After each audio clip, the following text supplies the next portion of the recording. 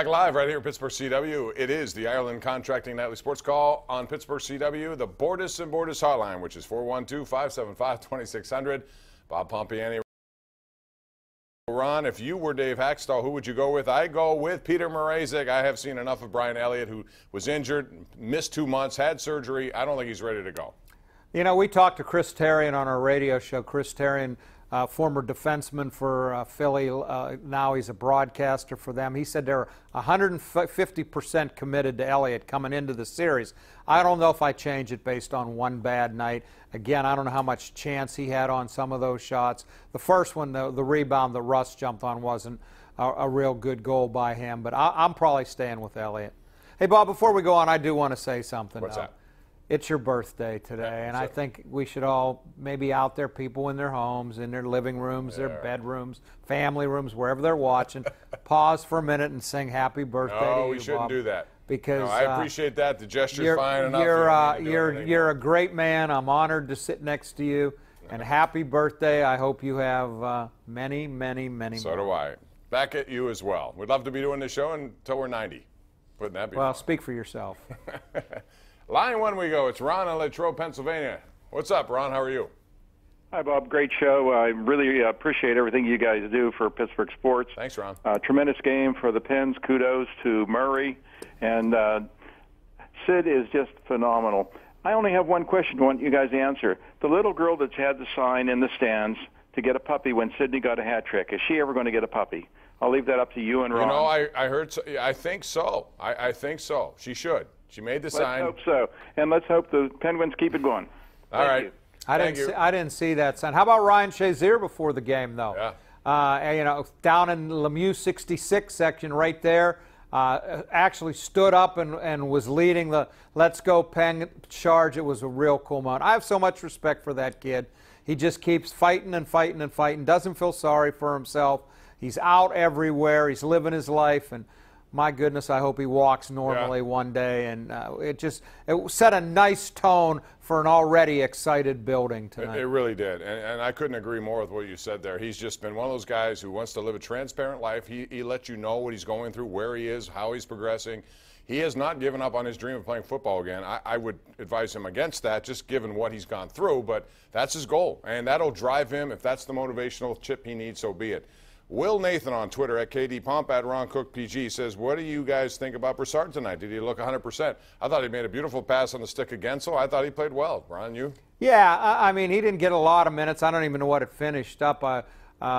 He's on the third line with Kessel. That line was a little bit quiet tonight, but it's going to take him a little while to get back into it. This guy's a proven playoff guy. I thought he was just fine. I can't knock anybody tonight. Maybe Hextall should be in goal, says James Michael on Twitter. He might put himself in there. Who knows the way things are going. Let's go out to John in Brighton Heights. Hey, John, how are you? Hello, guys. What's up? Ron, Crosby's goal or Malkin's goal? Which was the best? Oh, man. How about the one that Malkin didn't score? Yeah, the one Malkin didn't score where he hit the post, I think I would have put that one. I mean, what Malkin did, you could say he got the Flyers at the end of a power play. They might have been tired. They were backing up. He just blew by him. Sid's hand-eye, though, to backhand it in, you know, not even looking at the goal and putting it right top shelf. I'd go with Crosby's goal tonight. But if Malkin had scored on the one where he danced through 5 guys, I might have picked that one. I'm going Crosby all the time. I just think that's ridiculously good at what he does on the backhand, no less. Now, it's one thing to do it on the forehand and bat it like a baseball swing because he's a left-handed batter. Not even looking at the net. That's on a backhand, not even looking at the net. It's remarkable. Fine. And I will remind people out there, sometimes we get carried away when things don't go as well and people are critical. You're looking at something very special, and we've been fortunate in this town for all these years to look at this stuff with Lemieux, with Francis, with Yager, with Malkin and Crosby, and, I mean, so much stuff. Baseball, some of the runs, you know, all that stuff. You should be happy you live in Pittsburgh, I'll say that. Let's go out to line 5. That's Greg in downtown Pittsburgh. Hey, Greg, how are you? What do you say, Pomp? What's up? At the game tonight, with a beautiful game, 7-zip. And your observations are what? And absolutely. What I saw was Malkin go end-to-end, made that game 3-0, pretty much brought the house down.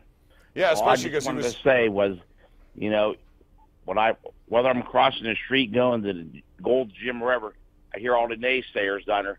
Don't forget that guy shut that team out 7-0. He made a big save early in the game, and before he, you know, God bless him, but he's on his way. But now we got Mark. Well, thanks for the call, man. I would say this: Malkin's goal was impressive because he had just taken a penalty, came right out of the box, fresh, and just and flying. just was like a galloping horse that could not be contained. And the backhand to the far side. I mean, you just don't see goals like that. Line one, it's Richard in the West End. Joins us on the Sports Call, Pittsburgh CW. Hey, Richard. Hello? Yeah, go ahead. You're on. All right, Richard, you got to not pay attention to the television. Ray in Glassport. Hey, Ray, how are you? I'm doing good, man. You know what? When Murray made that save, that was the save of the game. Absolutely, it was. It changed everything because if Loughton scores there, all of a sudden it's 1-1, and then right after that it was Sean Couturier, normally reliable, at plus 30. He was -4 at one point tonight. But he turned the puck over to Hagelin, who Hornquist back to Hagelin. That was a 2-goal swing in about a minute. Yeah, I mean, the save Murray made, though, the guy fanned on the first shot. It was wide open. If he connects there, it's probably a goal. But he didn't, and then Murray made a great save to stop the second one. Murray's outstanding. I mean, his postseason numbers just speak for themselves. We get calls to our radio show, oh, we're worried about his health. He hasn't played as well. I mean, until otherwise in the playoffs, he's a big-time goaltender. Absolutely is. I don't know what else you can say. This could be 3 years in the league, 3 cups the way he's going. Max Kronberg on Twitter says, hey, Bob, can Murray continue this play? Can he carry them to another cup? And by the way, happy birthday. Thank you, Max. I mean, why wouldn't you think so? Again, home ice, 14-2, 176 goals against. He's played big at the biggest moments, and even when, Ron, you remember last year, there were a couple of games against the Capitals which featured Washington 40-plus shots. He made big saves when he had to make big saves, and that's all you could ask of a guy. Yeah, and then, you know, the series tied 2-2 last year against Nashville, and I think I was one of the guys thinking maybe they should have gone back to Fleury. He pitches shutouts in games 5 and 6. 3 games in a row now in the playoffs without allowing a goal. And he's so young. Brian in Greensburg joins us. Hey, Brian, what's up? All I had to say is happy birthday, Pompeani, and go Pens! All right, Brian, appreciate that. That kind of sums it all up. Sums up everything. Let's go to, which one are we going to, Johnny? Line 1. Bruce in Brentwood. Bruce, how you doing tonight? Good, very good. Happy birthday to you, Bob. Thank you. I've been out of town for about a month, and I know that Coach Capel was signed as the Pitt coach. But what I don't know is, was it made public that Coach Stallings received his $7.5 million buyout? They announced a settlement. But they not didn't say what it was. They didn't say what it was, but they reached a settlement, so that's over with. Capel was in the building tonight, by the way, Bob. Took a picture with Ryan Shazier. I didn't see that. I saw him in the stands, got a real nice ovation. Pittsburgh's going to welcome him with open arms, and hopefully he can turn things around at Pitt. Going to take time, though. I would always tell people, man, this is not an easy situation to come into and expect immediate results. But I think they know that. Dylan in Pittsburgh joins us on the Sports Call, provided by Ireland Contracting. Hey, Dylan. Dylan. Yeah, I just wanted to sing happy birthday to Bob. Happy you don't have to do that. birthday to you. Thanks, Dylan. I appreciate that. Happy Thanks. birthday. Time to go to a break, I think. To you. You can continue to.